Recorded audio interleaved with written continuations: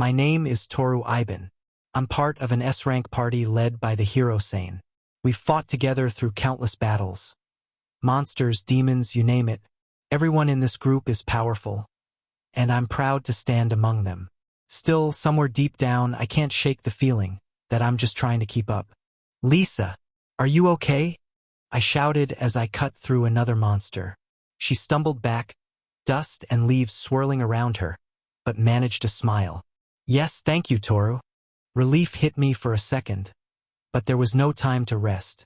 From the front line, Sane's voice boomed, sharp and confident. Don't stop now. We're almost done. I nodded and gripped my sword tighter. Got it, Sane. No matter how many times we faced danger, his voice always pushed us forward. We were all childhood friends, bound by years of shared dreams and battles. Through every victory and setback, we stood side by side, always supporting each other. We were supposed to do great things together, but that day, everything started to change. Toru, we need to talk. Sane's voice echoed in my head, calm, but heavy, and deep down, I already knew it wouldn't be a good conversation. Sane's words hit me harder than any blade ever could. You're expelled from the party. For a moment, I couldn't breathe. The world around me seemed to fade. The sound of the wind, the rustle of leaves, even my own heartbeat. We were supposed to do everything together. At least that's what I believed. Ha! The word escaped before I could even think. I just stared, eyes wide, heart pounding. Did I really hear that right? They wanted me gone? For a moment, I couldn't move. Everything felt distant, like the world had suddenly gone quiet. We sat together in silence, the air heavy. The same table where we once laughed and planned our next quest now felt colder than ever. Lisa finally looked up at me. Her eyes were calm, but her voice carried a weight that sank deep. You should know by now, Toru. Everyone else stayed quiet. Not a single word, not even a glance. That silence told me everything. Are you kidding? The words slipped out before I could stop them. Lately, I had been feeling like a burden, but hearing it said out loud from them was something else entirely. Sane lowered his eyes, covering part of his face with his hand. Please understand me. I'd be very sad to see my best friend die. Best friend. That word stung more than I expected. Lisa looked at me quietly. I think Sane is right. My throat tightened. I couldn't even find the right words to respond. Lisa? She turned to face me, her expression calm, almost distant. I am sure you will end up dying at any moment. There's a big difference in level between you and the rest of us. Her words froze me in place. What the? Then I saw it, the ring on her finger. My chest clenched. That ring. It's not the one I gave you? She didn't answer. That silence was louder than anything else in the room. The room went quiet. Lisa stood up slowly, staff in hand, her expression unreadable. I could feel the tension in the air, heavy and sharp. Across the table, NEI looked down, her hands clasped together. She didn't say a word. I wanted her to, more than anyone else, but she just stayed silent. The silence between us spoke louder than anything. Lisa's voice broke the stillness first. Sora? She said softly, turning toward the mage beside her. Then her gaze moved to the girl sitting across the table. NEI. They both avoided my eyes. Just hearing their names made my chest tighten. Even after everything, a part of me still hoped someone would defend me. But deep down, I already knew no one would. My chest tightened as the truth began to sink in. So that's what this is about? I looked at Sane, the man I once called my brother. His expression didn't change. I'm getting in the way of your fun. Is that it? My voice trembled, and I could barely hear myself over the pounding in my ears. For the first time, I didn't even know how to finish my own sentence. I stood there, numb as everything began to make sense. Painfully, my best friend, the one I trusted most, had betrayed me. He slept with my fiancée. I don't understand. I shouted, my voice breaking. When did this happen? How long has this been going on? Sane only looked back at me with that same calm face. Is it clear to you now? Then, with that cruel smile, he added, "I'd appreciate it if you'd stay away from us. But please, continue supporting our exploits from afar." The world around me shattered. "You son of a—" I didn't even think. My body moved before my mind caught up. My fist crashed into Sane's face, sending him sprawling across the floor. The sound of shattering glass echoed through the tavern. "You knew Lisa and I were engaged to be married, and yet you still did this." My voice cracked, filled with rage and disbelief. He looked up at me, blood dripping from his lip, but still, that smug smile stayed. That was enough to make me lose it completely. I raised my fist again, trembling, ready to strike until my knuckles broke. Before I could swing again, a sharp kick slammed into my side. The force sent me crashing into a pile of barrels. Pain shot through my ribs as I tried to get up. "Stop it, Toru." Nei's voice cut through the chaos, desperate and trembling. I froze for a moment, breathing hard. Her eyes, they weren't angry. They were afraid. Not for me, but for him. That hurt more than any hit I'd taken. The tavern had gone silent, eyes fixed on us. Nei's voice cut through the air. "What's the matter with you?" she yelled, her tone shaking with anger and maybe fear. Lisa gripped her staff tightly, glaring at me with cold, merciless eyes. "You're—" Behind them, Sane sat on the floor, held gently by Lisa's arms, pretending to look weak. And in that moment, I realized everyone in that room had already chosen their side. Lisa turned toward me, her expression full of disgust. Her voice trembled, but her words cut deep. "I don't want anything to do with you. Stay away from us." My heart sank. This was the same woman who once swore she'd stand by my side no matter what. Now, she couldn't even look at me without hatred. I wanted to scream, to ask why, but no words came out. Only silence. Rain poured over the town as I stumbled out of the tavern. Each drop felt heavier than the last. Their laughter, their betrayal. It all echoed in my mind. From behind, her voice reached me one last time. Soft, distant, final. "Goodbye, Toru." And just like that, everything I believed in, the team, the friendship, the love, was gone. The rain didn't stop. It followed me, step after step, as I walked away from the only life I knew. The world around me felt empty. Cold stone, broken ruins, and silence. I didn't know where I was going. Maybe I didn't care anymore. All I could feel was the weight of betrayal pressing down on my chest. Each drop of rain felt like punishment, as if the heavens themselves had turned their backs on me. I dropped to my knees, my voice tearing through the storm. The sound echoed into the forest, but no one answered. No one ever would. I slammed my fists into the mud until my knuckles burned. The pain didn't help. Nothing did.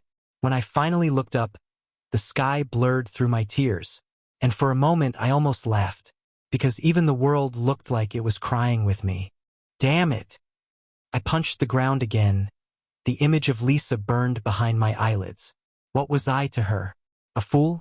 A toy? Or just someone to pass the time until she found something better? I could still see her smile. That same smile she once gave me. "What were you thinking when you slept with him?" I shouted into the rain. My voice cracked, rage twisting into heartbreak. "F you." The words came out broken, raw, and small, but they were all I had left. The rain had stopped. I lay there, staring up at the dull sky, too tired to move, too empty to cry anymore. My hands were scraped, my body aching, but the pain inside me was worse. A weak laugh escaped my lips. "I'm thinking about the future," I whispered. But even as I said it, I wasn't sure if I believed it.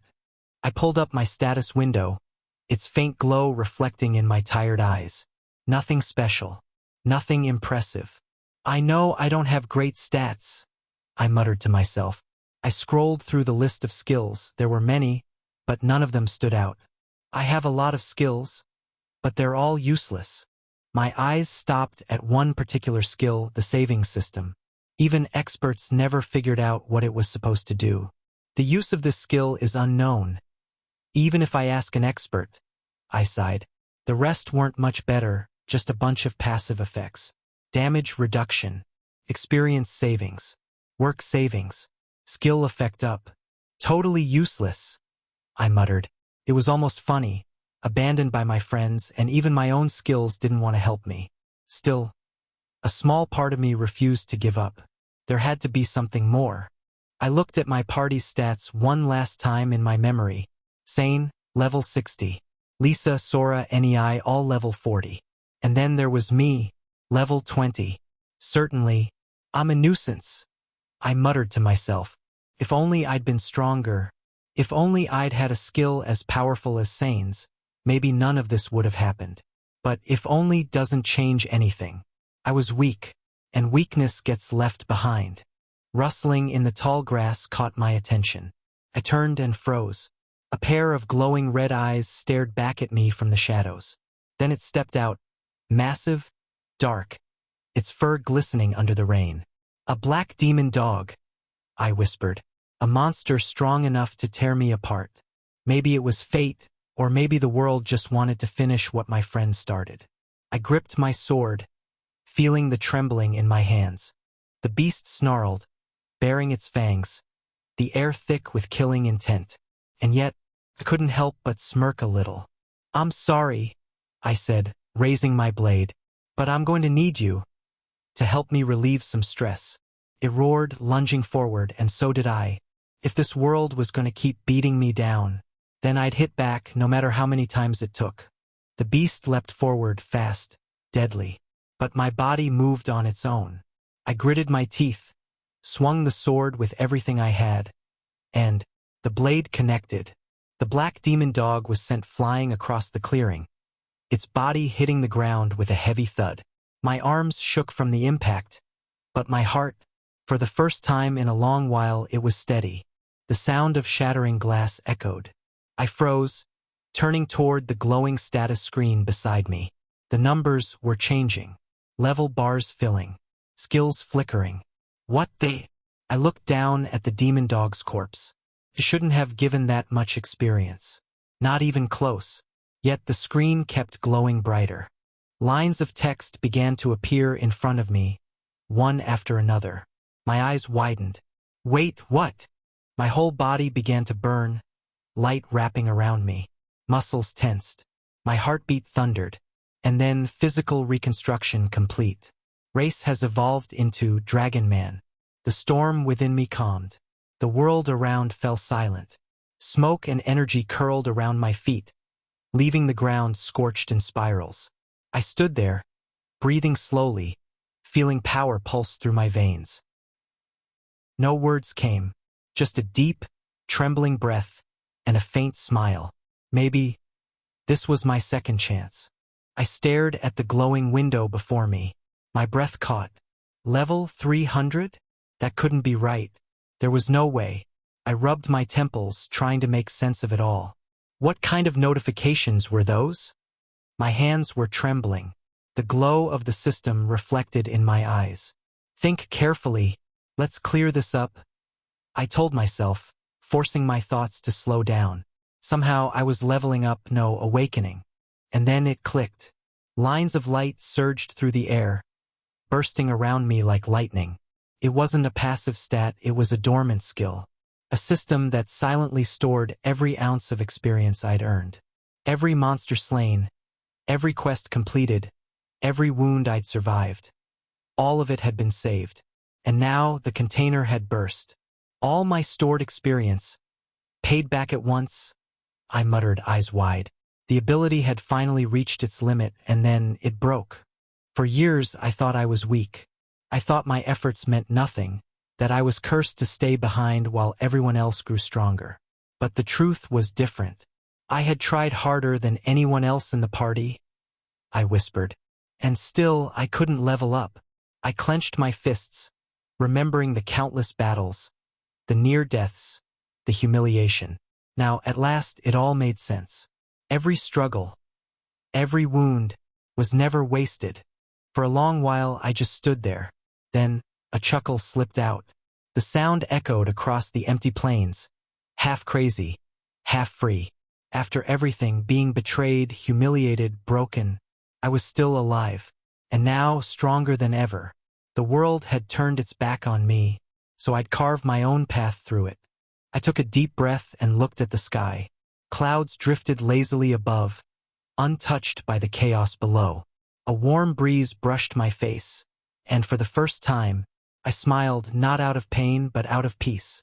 From now on, I said softly, I'm going to travel the world. No party, no chains, no one to betray me again. Just me and the journey ahead. Even now, I could still feel the ache inside me, a hollow space where trust used to be. Even with this gaping hole in my chest, I murmured, placing a hand over my heart. Maybe this is a way to repair it. Above, a bird soared into the sunlight. I raised my hand toward it. Being level 300. There's nothing left for me to fear. I can do what's in my heart now. No revenge. No regrets. Just a man reborn, ready to walk a new path under the same sky. The sun was high, its warmth soft against my skin. The wind brushed gently through the grass, carrying with it the scent of the wild. I slung my sword over my shoulder and gazed at the open road stretching endlessly before me. The horizon shimmered beneath the bright light, full of possibilities and unknown lands. I'll start by visiting the neighboring country, I said to myself. It wasn't just about exploration, it was about finding meaning again. A way to fill the silence left behind by everything I'd lost. For the first time, my steps felt light. No past weighing me down. No one to prove myself to. Just forward. A few days later, the outline of a bustling settlement appeared ahead. White rooftops, cobbled streets, smoke curling gently from chimneys. Life vibrant and busy. Armand, I thought. That was the name of this land. And the town before me, the border town of Livio. It stood between kingdoms, a crossroads for travelers, merchants, and secrets. A place where no one asked questions, and where someone like me could start over. I adjusted my sword and smiled faintly. This feels like a good place to begin. The town buzzed with energy, laughter, the clatter of carts, the smell of freshly baked bread drifting through the air. For a border town, it was far more alive than I expected. Armand? I murmured, glancing around. This place is thriving for being in the middle of nowhere. Children ran between merchants, adventurers haggled over weapons, and travelers rested in the square. The sight brought an odd peace to me, a reminder that the world kept moving, no matter how broken I had been. But then, something caught my eye. A simple building stood quietly at the end of the street. It looked ordinary, clean walls, a wooden sign, but the words carved into that sign made my blood freeze. Slave store. I stopped walking. My pulse quickened. A chill ran through me as memories flashed. Faces I'd trusted. Smiles that turned to betrayal. Chains invisible but just as cruel. A slave store, I muttered under my breath. In the reflection of the glass window, I could almost see them. Lisa, Sane, the others, laughing together like nothing had happened. My hand tightened on my sword. So this was the kind of world I was walking into. A world where the strong ruled, and the weak were owned. As I stood in front of the store, the world around me blurred into shadow. The laughter of the town faded. And in the hollow quiet of my mind, a single thought echoed. I want a partner I can trust. Not someone bound by promises that could break. Not by love that could vanish overnight. Just someone who wouldn't betray me. The heavy door creaked open as I stepped inside. The air was cold, heavy with iron and silence. A slave is bound by contract not to betray his master. The words from the sign replayed in my mind. I looked at the chained figures inside their cells, their eyes empty, their movements mechanical. I don't care if it's real trust, I muttered. I just need peace of mind. Maybe it was pathetic. Maybe it was selfish. But after everything, I didn't care. All I have to do is pay, I whispered. And they'll never leave me. It wasn't companionship I wanted, it was certainty. Something this broken world had never given me. Welcome, sir. A voice called out smoothly.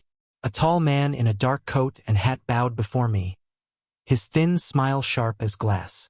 Behind him, cages lined the walls, filled with men, women, and even beasts of strange races. Each one bore chains etched with glowing runes, symbols of obedience. "What can I do for you today?" the merchant asked, his tone polite, almost cheerful. For a moment I hesitated. Then slowly I met his eyes. "I'm looking for someone," I said. "Someone I can rely on." The merchant adjusted his hat, his tone smooth and practiced. "Any specific race you're looking for, sir?" I crossed my arms, my voice steady. "I need someone who can fight. A slave I can take into battle." The man nodded, smiling faintly. "Ah, a warrior's companion. Very well then." His steps echoed as he led me down the narrow path between cages. "I don't really have a preference," I said, eyes scanning the captives. "Human, beast, elf, it doesn't matter." But even as I said it, something inside me whispered, maybe it did matter. "For combat, I would recommend a lizard man," the merchant said, stopping before a towering cage. Inside, a creature with rough scales and burning eyes snarled silently behind steel bars. "He's vicious, disciplined, and loyal once contracted. 30 million. 30 million, I repeated under my breath. Even for someone like me, that was steep. "Let me see the others," I said quietly. I wasn't looking for brute force. I was looking for something else, though I wasn't sure what. We moved past cages, humans, demi-humans, hybrids, each one more broken than the last. And then the merchant stopped. "I'd recommend this one," he said, his voice softening. He crouched near the bars of a smaller cage. Inside sat a young elf, her silver hair tangled, her eyes dim but calm. She didn't flinch or beg like the others. She just watched us quietly, with a gaze that felt alive. "She has no combat experience," the merchant continued, "but she could serve as a companion in the evenings. And if trained properly, her magic potential might be quite valuable, perhaps even as ranged support."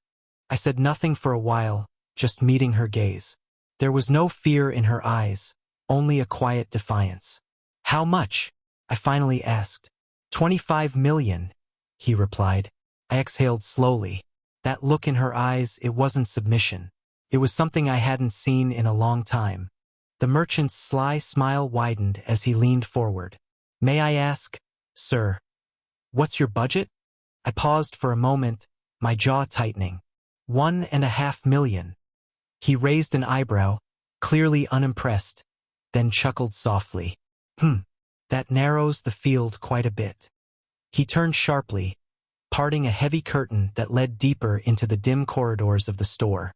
"Come with me," he said, his tone polite but faintly mocking. The air grew heavier as we walked, the sound of chains clinking echoing through the narrow passage. "This section," the merchant began, gesturing toward the cells, "is where we keep the less desirable stock." I glanced around. Figures sat slumped in the corners of their cages, their faces hidden behind dirt and exhaustion. The smell of rust and old straw filled the air. "Most of the slaves here are worth less than 1 million, he continued casually. "They're weak, ugly, sickly, no training whatsoever." His words were detached, like he was listing livestock. But as I looked at them, I felt something tighten in my chest. People reduced to prices. Once I would have turned away, pretending not to care. But now, maybe because of everything I'd lost, I found myself unable to look away. "But," the merchant said, his tone lowering as they moved deeper into the dim corridor, "there's a good chance some of them are useful in other ways." His words lingered unpleasantly in the air. I barely heard him, my attention caught by a faint sound. Rattle. One of the cages shook ever so slightly. I turned.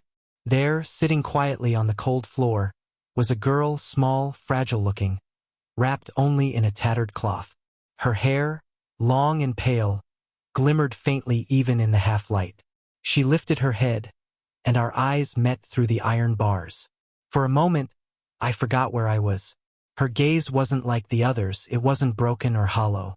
It was sharp, alive, like she was measuring me. She gasped suddenly, retreating back into the corner. The merchant blinked in surprise. "What is it, girl?" I frowned. Something had startled her, or rather, someone. Did she sense my power level? "How much for this one?" I asked, not taking my eyes off her. The merchant adjusted his monocle, scanning the papers on a nearby desk. 110,000, sir." 110,000? I repeated. "That's too cheap." He shrugged with a chuckle. "She's small, untrained, and timid. Barely speaks. Been here a while, no one wants her." But as she sat there, watching me cautiously, I could feel something beneath that fear. Something old, restrained. I didn't know why, but my instincts whispered, "She's not what she seems." "She's very sick," the merchant said, counting the coins with a bored look. "This is the right amount." I crouched down near the bars. The girl's breathing was shallow. Her frame trembled as she coughed weakly into her hands. "You," I said softly. "What's your name?" For a moment she didn't move. Then, in a faint whisper, "Kaede." Her voice cracked slightly, the syllables fragile but clear. "Kaede," I repeated quietly, letting the name roll off my tongue. It was simple, but there was strength hidden beneath its softness. I smiled, almost without realizing. "Nice name." She blinked, clearly surprised. No one had said that to her in a long time. "I'll buy this child," I said firmly, standing up. The merchant's eyes widened. "Are you certain?" "She's..." "Yes." I cut him off. "I'm certain." Kaede's gaze wavered for a moment, confusion and disbelief flickering in her eyes. It wasn't the reaction of a master buying property. It was something else, something almost human. Later, under the dim lantern light, the merchant completed the contract. A faint glow wrapped around Kaede's neck, a mark of ownership. "The contract is complete," he said coldly. Kaede stood quietly, her hands pressed to the glowing seal on her skin. But there was no fear this time, only silence. I turned to her and said gently, "Come on." She hesitated, taking one uncertain step after another before following me out into the open street. "Okay," she murmured softly, her voice trembling like a leaf, and just like that, beneath the morning light of a foreign town, a warrior with no purpose, and a girl who had lost everything, took their first step together. Kaede stumbled after a few steps, her legs too weak to carry her. Before she could fall, I caught her and lifted her up in my arms. "Don't worry," I said softly, steadying her trembling frame. "Are you okay?" Her voice was faint but steady. "Yes." She clung lightly to my shoulder, her warmth barely there, like a fading ember. For the first time in a long while, I felt the quiet pulse of purpose in my chest. A few hours later, I brought her to a local clinic. The town doctor, a bespectacled man with sharp eyes, examined her carefully. "It's a rather rare disease," he muttered, checking her pulse and peering into her throat. "One that affects beast people specifically." "Beast people?" I asked, confused. "Yes," he said, scribbling notes. "At first glance she looks human, but this illness only appears in the beastkin lineage. It's not contagious, but it drains their life force." I looked at Kaede, sitting silently on the examination table. Her golden hair shimmered faintly under the light, unnatural, almost otherworldly. "Isn't she human?" I asked again, disbelief creeping into my voice. The doctor sighed, folding his hands. "It's hard to tell since she lacks visible traits. No ears, no tail. But there's no mistake. This child belongs to the beast race." He hesitated, lowering his voice. "And there's something else. Her mana flow is distorted, like it's being restrained or sealed." "Sealed?" I echoed. Kaede's eyes met mine for a moment, a flicker of fear crossing her expression before she quickly looked away. Something inside me told me this wasn't just sickness. It was the beginning of something much deeper. "The pupils are long and narrow," the doctor murmured as he leaned closer to inspect Kaede's eyes. "And here, this small protrusion on her lower back. It's faint, but it looks like the start of a tale. I frowned, processing his words. So she really is part of the beast race, I muttered. If what he says is true, I thought, glancing at Kaede's frail form, then wouldn't that mean her physical potential could be incredibly high? Even now, despite her sickness, her aura pulsed weakly, but there was something fierce beneath it. I turned back to the doctor. What can we do to cure this disease? The doctor adjusted his glasses, his tone turning grave. There is one cure, he said. I felt my chest tighten. What is it? He looked me straight in the eyes. A potion brewed from the heart of a dragon. The room fell silent. Dragon? I repeated slowly. He nodded, folding his arms. Yes, only the essence from a true dragon's heart can restore the mana flow of her kind. Subspecies or fakes won't do. Only an original species will work. He sighed heavily. But dragons are long gone, legends now. To obtain such a thing would be nearly impossible. I looked at Kaede again, her small frame trembling on the table, her breath shallow. Impossible. That word echoed in my mind, and something inside me refused to accept it. Kaede staggered slightly as she tried to stand, her legs trembling from weakness. She began, her voice breaking. Hey, I said softly, reaching out my hand to steady her. Her eyes widened as I knelt in front of her, offering a calm smile. Don't worry. I placed my hand gently on her shoulder. You'll be all right in no time. She froze, not because of pain, but because of the warmth in my words. It was the first kindness she'd heard in years, and she didn't know how to respond. I stood up, my tone shifting, a little firm, to mask my own uncertainty. In order for you to be of use to me, I said, turning toward the door, I'll need you to get healed first. Her lips parted slightly, as if to ask why. I turned back with a faint grin. Or do you think it's strange for a master to take care of his slaves? Kaede blinked in silence. She wasn't sure if he was mocking her, or if he truly meant it. Her throat tightened. No, I don't. For the first time since she'd been bought, she didn't feel like property. She felt seen. And as I walked away, pretending not to notice the faint shimmer in her eyes, I knew I couldn't let her die. So, the doctor said with a small grin, handing me a small pouch of medicine. Come back when you run out of pills. Got it. Thanks, old man. I called out. His smile twitched. I'm not old. I'm 30. I laughed, waving over my shoulder as I walked away. Kaede rested lightly on my back, breathing faintly against my shoulder. Her condition had stabilized, but her illness still lingered beneath the surface. The sun was warm overhead, and for a brief moment it almost felt peaceful. Later that afternoon, I entered the dense forest east of the village, said to stretch endlessly into the unknown. The air was thick with humidity, and the sounds of insects echoed through the trees. Every step forward was swallowed by vines and twisting roots, as if the forest itself was alive. If the doctor was right, I'd need to find a clue, anything that could lead me toward a dragon's trace. But legends don't leave maps. I sighed, brushing sweat from my forehead. It's been 3 hours since I started walking through the woods. My boots sank slightly into the damp soil. Just as I paused to catch my breath, the wind shifted, bringing a faint, rotten stench. I froze.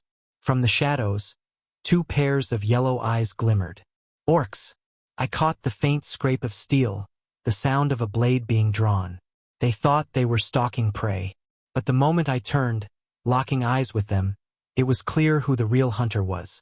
I leaned against a tree, scanning the horizon. The forest had gone eerily silent. But where the hell is? I muttered, gripping my sword's handle. The orcs that had followed me moments ago were gone, their corpses scattered among the roots, crushed before I could even strike. I wonder if they used their wild instincts to sense danger. I murmured, though deep down, I already knew what had spooked them. Something ancient was watching. The air grew heavy, pressing against my chest, and the birds fled all at once, crying out in a frenzy. Then came the sound, a low, guttural roar that rattled the ground beneath my boots. A shadow swept across the canopy. I looked up, and my breath caught. Wings. Enormous, black, and scarred from battles long forgotten. A scaled monster broke through the clouds, blotting out the sun with a single beat of its wings. It's a dragon. Normally, armies were formed, strategies written, and legends prepared, just to face one of these creatures. And yet here I stood, alone, staring at the living embodiment of every nightmare humanity ever told. Its roar split the sky like thunder, shaking loose the leaves above. This was the creature whose heart could save her. The ground trembled as the dragon landed, claws digging into the earth like anchors. I steadied my breath, hand resting on my sword. "I wonder," I whispered, staring into its burning golden eyes. "Will I be able to defeat him on my own?" The beast exhaled, its breath alone enough to sear the air. But fear wasn't what I felt. It was something sharper, purer. Determination forged from desperation. Because even if I died here, Kaede would live. And with that thought, I drew my sword. The ground shook violently as the dragon landed before me, each step like thunder. Its wings stretched wide, 10 meters tall, maybe more, casting a shadow that swallowed everything beneath. I clenched my sword tightly, sweat dripping down my face. This must be about 10 meters tall, I thought, my voice trembling with awe and fear. Its eyes burned gold, ancient and intelligent. Not just a beast, but a ruler. And in that moment, I understood. This wasn't just another monster. This was a guardian of the old world. The dragon's roar tore through the forest, scattering the clouds above. I braced myself, staring up at its massive form. She's waiting for me to come home. Kaede's pale face flashed in my mind. Fragile, trembling, but alive. "Dragon!" I shouted, gripping my sword so tightly my hands ached. "Fight me!" The beast's eyes narrowed, glowing with an almost human focus. Somewhere deep within that gaze, it seemed to recognize my resolve. The air vibrated, the wind screamed, and the battle began. With a thunderous growl, the dragon swept its tail, a storm of force and debris that ripped the ground apart. I barely leapt aside as the impact shattered the trees behind me. Each movement from the creature was a natural disaster, wild and unstoppable. "It's fast." I sprinted across the battlefield, dust clouding my vision. Every breath burned like fire in my lungs, but I couldn't stop now. If I faltered, she'd die. The dragon lunged again, its massive jaws opening wide. I felt the rush of its breath, hot, metallic, filled with death. Instinct took over. I roared back, channeling every ounce of strength I had left, and swung my sword with both hands. The earth split under my feet. Sparks and dust exploded upward. My blade met its scales, and for a heartbeat the impossible happened. The world fell silent. Then came the sound of cracking. The dragon's maw opened wide, a blazing inferno forming deep in its throat. The air shimmered with heat as the world itself seemed to bend around the power gathering there. Its roar was deafening, a sound that pierced through my chest like a blade. I tightened my grip, planting my feet against the trembling ground. Every instinct screamed run, but I didn't move, because behind that roar, I heard another sound, faint, distant, Kaede's laugh, and that was enough to make me stand my ground. My mind flashed back to the faces of my former comrades, their smirks, their arrogance. They would have abandoned anyone weaker than them. "I'm not like you," I whispered through clenched teeth. "I don't throw away the people who depend on me." The dragon lunged. I leapt forward to meet it. Our shouts merged into one, human and beast, a cry that split the sky as our clash began. The dragon's jaws snapped shut, but my sword was already there. Steel met scale, light met darkness, and the impact sent a shockwave through the clearing. I felt its teeth scrape the edge of my blade, saw sparks explode like stars. The recoil ripped through my arms, but I didn't falter. With one final roar, I drove my sword upward, cleaving through the monster's neck in a single, decisive strike. Blood rained from the heavens, and for a heartbeat, time itself stopped. The dragon's body crashed to the ground, the impact shaking the mountain. Its wings tore apart the trees, collapsing in a cloud of dust and broken stone. For a long moment, I just stood there, my chest heaving, my sword buried in the dirt. The beast that had once ruled the skies lay still. I dropped to one knee, my vision blurring. My whole body screamed in pain, but I smiled. "I did it," I whispered. The wind cleared the dust, revealing the massive carcass of the dragon at my feet. I looked down at my trembling hands, still glowing faintly with residual power. "This is the power of being level 300, I murmured. It wasn't pride I felt. It was disbelief. For the first time, I understood just how far apart I was from the rest of humanity, and how much blood would be demanded from me to keep saving those who couldn't fight. I turned to the horizon, where the setting sun burned gold. Kaede was waiting. The night was calm. Moonlight drifted through the window, bathing the small room in silver. A small glass of water and a handful of medicine pills rested on the wooden table. "Drink this," I said softly. "It'll make you feel better." Kaede's pale fingers reached out, trembling slightly. She stared at the pills, then at me. "Did you do this for me?" she asked, her voice weak but filled with warmth. I nodded, smiling faintly. "I gathered the ingredients myself and asked the old man at the pharmacy to prepare them." She blinked, surprised. Then slowly she smiled. "Yes. Can you drink it?" Without another word, she lifted the glass to her lips and drank. The faint bitterness of medicine filled the air, followed by a silence that somehow felt peaceful. A few minutes passed.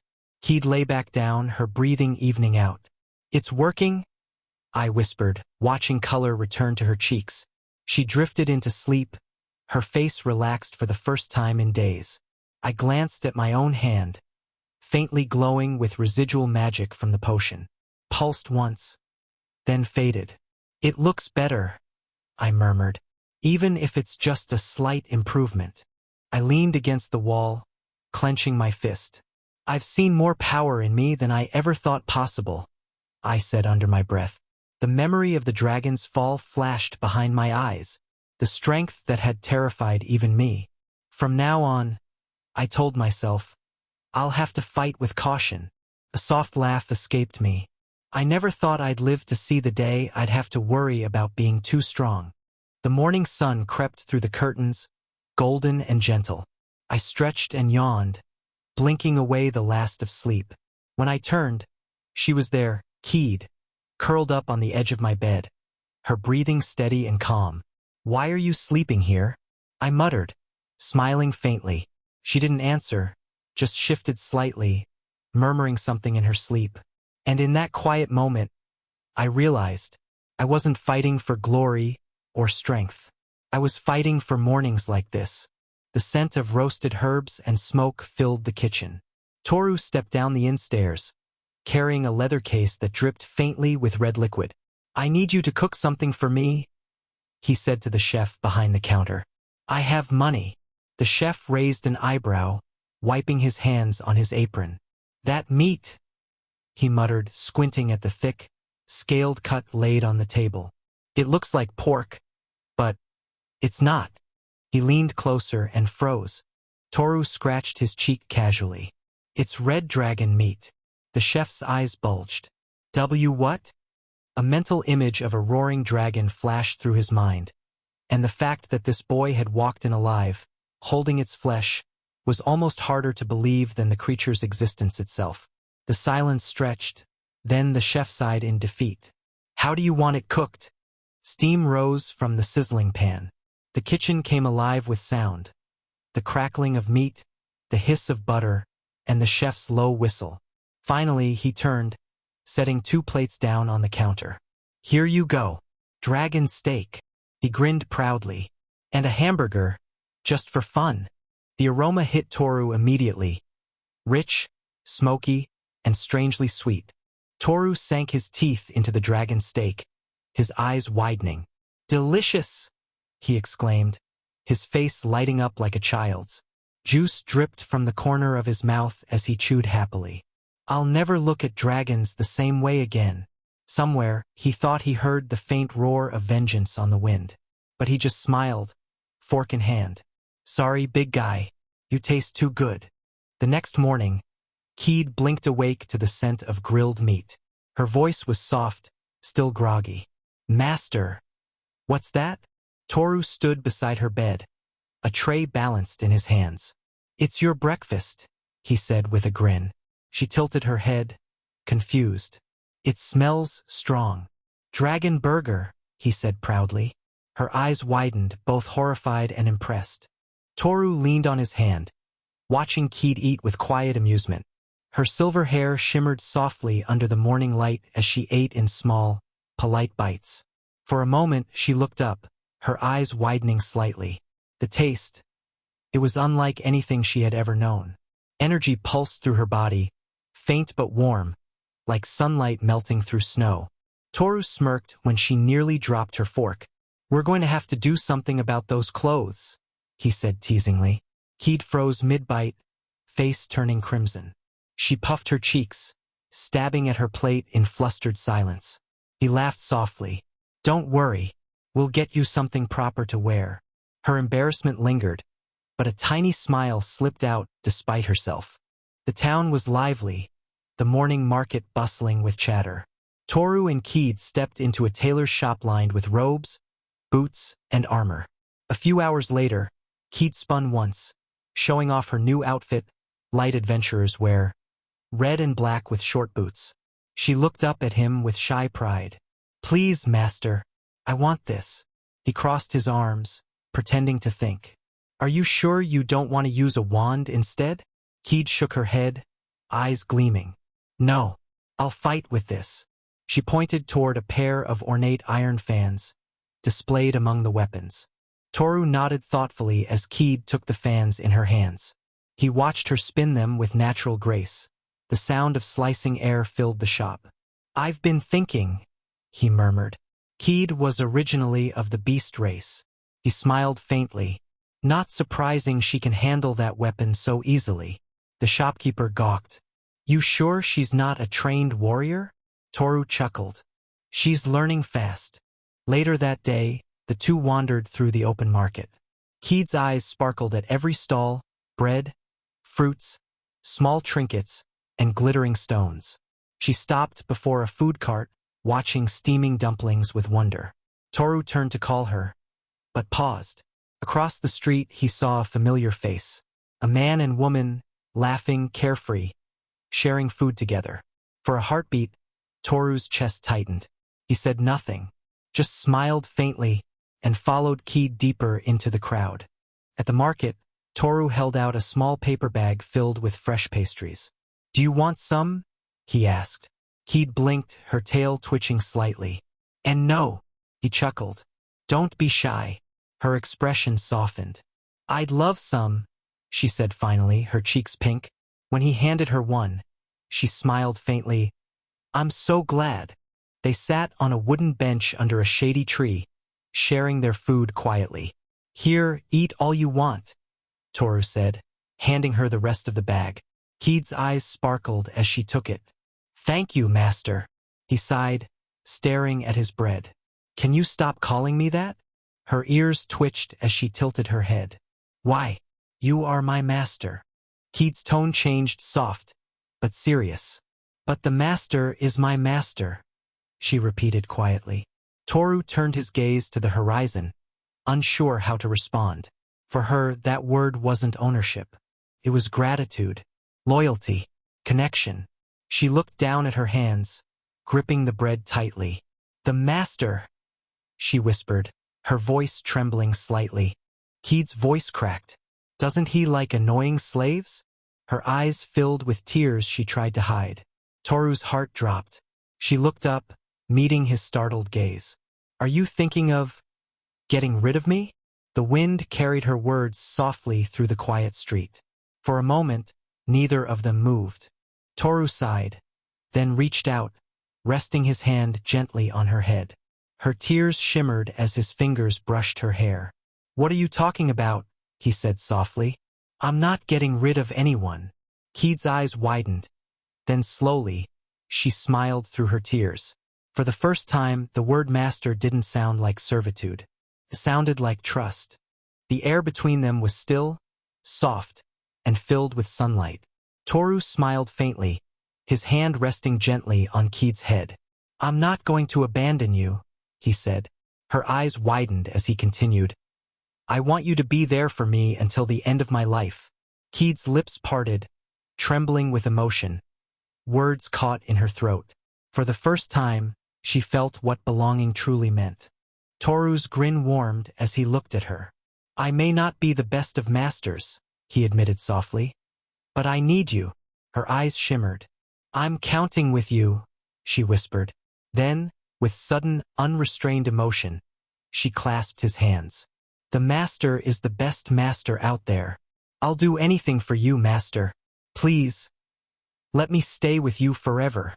Toru chuckled awkwardly, scratching his cheek, but his eyes softened. It wasn't a contract anymore. It was a bond. They sat quietly again, laughter replacing the earlier tears. "Hey," Toru said with a teasing smile. "Why don't you cut your bangs? They're starting to get in your eyes." Kaede flustered, fiddling with her hair. "I'm sorry. I thought if I had a pair of scissors, I could cut it myself." He laughed, waving it off. "I'm ashamed to hear you say that." In the soft background, text appeared like the narrator's voice. "Toru has gained more power than ordinary people.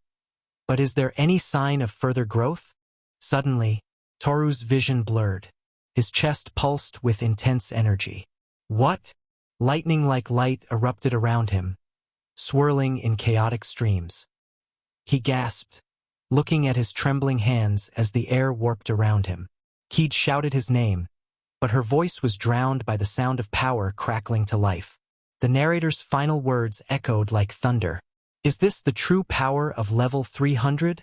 Or something far beyond?"